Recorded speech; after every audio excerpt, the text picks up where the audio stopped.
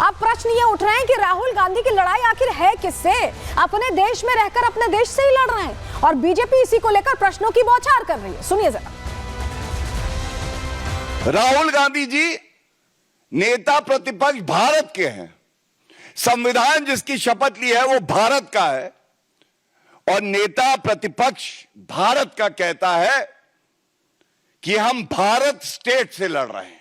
ये पहली बार नहीं है कि राहुल गांधी ने इस तरह का बयान दिया है, बल्कि राहुल गांधी जो देश विरोधी शक्तियां हैं उनके साथ मंच साझा करते हैं, उनके साथ गुप्त भेंट करते हैं, उनसे फंडिंग लेते हैं और उसके बाद ऐसे बयान देते हैं जो भारत की संप्रभुता के लिए खतरा बनती है। और यह कहना गलत नहीं होगा, ऐसा नेता प्रतिपक्ष राहुल गांधी हैं जो आज कलंक हैं, गैर जिम्मेदाराना है। आज कांग्रेस पार्टी राहुल गांधी ने सरेआम ऐलान कर दिया है कि बीजेपी मोदी से लड़ते लड़ते, बीजेपी और मोदी का विरोध करते करते वो देश विरोध में उतर आए। वो भारत और भारत के राज्य से ही लड़ रहे हैं और ये कोई संयोग नहीं है, ये सोचा समझा प्रयोग और सोरोस द्वारा स्पॉन्सर्ड उद्योग बन चुका है। क्योंकि बार बार राहुल गांधी भारत तोड़ो के एजेंडे पर चलते हैं। राहुल गांधी और कांग्रेस पार्टी देश विरोधी, संविधान विरोधी है और मोदी विरोध में उतरते उतरते आज देश के खिलाफ ही वो जंग लड़ रहे हैं, एक लड़ाई लड़ रहे हैं।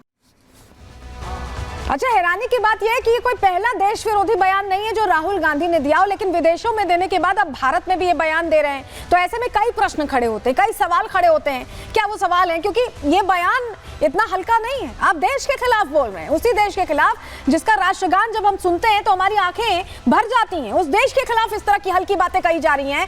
क्या अर्बन नक्सलियों ने राहुल गांधी के दिमाग को हाईजैक कर लिया? उन्हीं की बोली, उन्हीं की भाषा समझ में आ रही है राहुल गांधी को? क्या चुनावों में लगातार हार की वजह से इतना बौखला गए कि देश की जनता ने नकार दिया तो देश को ही नकार रहे हैं? क्या आरएसएस से डर की वजह से वो बौखला गए? क्योंकि जिस तरह से संगठन मजबूत है, बीजेपी जिस तरह से आगे बढ़ रही है, उससे भी टेंशन में है कांग्रेस। अस्तित्व की बात आ गई है कांग्रेस के लिए। क्या टुकड़े गैंग के इशारे पर राहुल इस तरह की बातें कह रहे हैं? क्योंकि ये जो बातें सामने आती हैं वो सीधे जनता के दिमाग में हिट करती है और यही वजह है कि कांग्रेस एंड चुनावों से पहले राहुल गांधी को बहुत फील्ड पे नहीं उतारना चाहती है, लेकिन सेल्फ गौर करने वाले राहुल गांधी मौका खोज ही लेते हैं। क्या सत्ता के लिए देश बांटना चाह रहे हैं राहुल? ये बयान किस लिए? चुनावों से पहले, दिल्ली चुनाव से पहले ये बयान, क्योंकि मंच तो सियासी नहीं था। क्या संविधान का नाम लेकर देश विरोधी काम किया जा रहा है? संविधान की कॉपी लेकर जो राहुल गांधी चलते हैं, क्या वो देश के संविधान में, देश में विश्वास रखते हैं? क्योंकि ऐसा लग नहीं रहा है उनकी बयानबाजी के बाद। रिपोर्ट इसी से जुड़ी आपके सामने रख रहे हैं।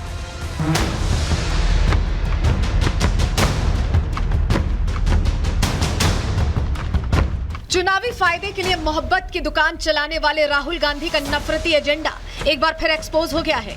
बीजेपी और आरएसएस पर जहर उगलते उगलते राहुल ने फिर से देश विरोधी टिप्पणी कर दी। राहुल गांधी के इस देश विरोधी बयान की चौतरफा आलोचना हो रही है।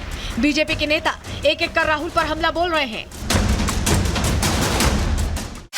उन्होंने बयान दे दिया कि he is against the Indian state and he has to fight the Indian state.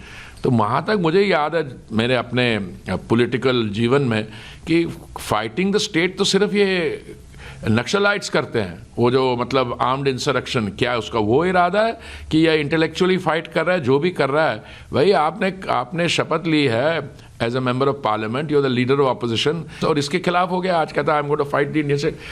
लगता है मेरे को कहीं डिस्कनेक्ट है। भारत के राज्य से लड़ाई की बात कर रहे हैं, वो इंडियन स्टेट से लड़ाई की बात कर रहे हैं।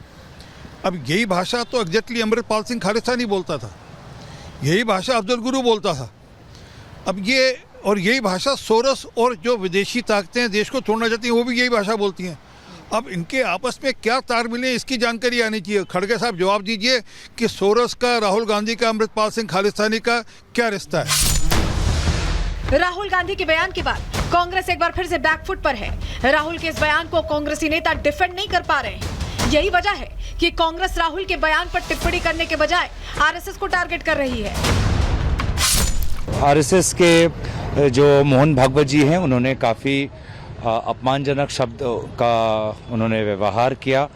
भारत के स्वतंत्रता संग्राम के साथ भारत के वो हज़ारों शहीद देश के हर कोने में जिन्होंने भारत के स्वतंत्रता के लिए अपनी जीवन की शहादत दी, उनका अपमान किया। और इसीलिए इस टिप्पणी की निंदा हम पूरी पार्टी और पूरे देश को करनी चाहिए।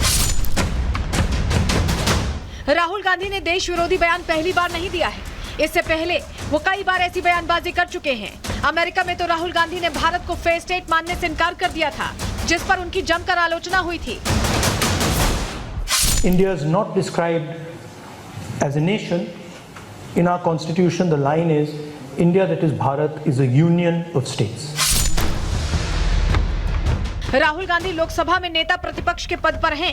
इसके बावजूद उनकी देश विरोधी टिप्पणियां थमने का नाम नहीं ले रही हैं। ऐसे में सवाल ये है कि क्या राहुल गांधी सत्ता के लिए किसी भी हद तक जाने के लिए तैयार हैं? सवाल ये भी है कि आखिर राहुल बीजेपी आरएसएस के खिलाफ हैं या फिर देश के खिलाफ? राहुल की लड़ाई आखिर किससे है? Bureau report, Republic Bharat.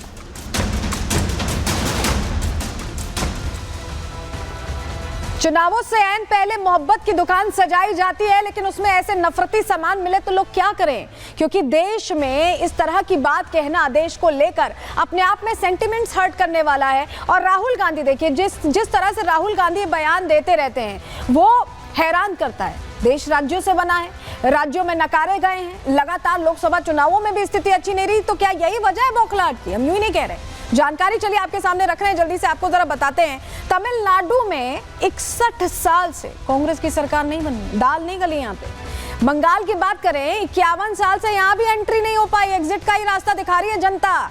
UP में तो ख्वाब ही सजाते रह गए, 38 साल हो गए हैं। उत्तर प्रदेश से क्योंकि कहा जाता है रास्ता निकलता, तो रास्ता तो यहाँ से बिल्कुल इनका बंद है, ब्लॉक कर दिया गया है। बिहार की बात करें तो यहाँ भी देखिए 30 साल से यहाँ भी सरकार नहीं बन पाई है। इसके अलावा गुजरात की बात करें तो 30 साल से कांग्रेस सरकार यहां भी नहीं बनी है। वहीं त्रिपुरा की अगर बात कर लेते हैं तो 35 साल से एंट्री नहीं मिल पाई है, जबकि बोलते ये है कि इन्हें पसंद किया जाता है, कांग्रेस की जनता समर्थक है। कैसी समर्थक है जनता जहां वोट ही नहीं मिल रहा?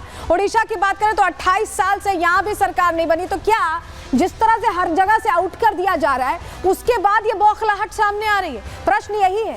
लेकिन भारत में रहकर इस तरह की भारत विरोधी बयानबाजी संतों को भी पसंद नहीं आ रही। सुनिए जरा।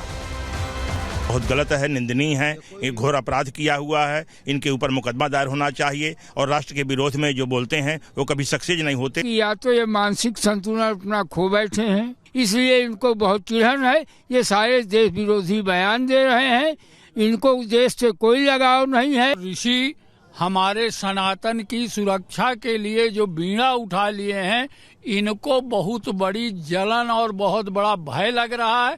इसलिए उस बात को मिटाने के लिए, उसको जो है जनता को बरगलाने के लिए ये ऐसे जो है बयान दे रहे हैं। सनातन को ना कभी कोई मिटाया है ना मिटा पाएगा।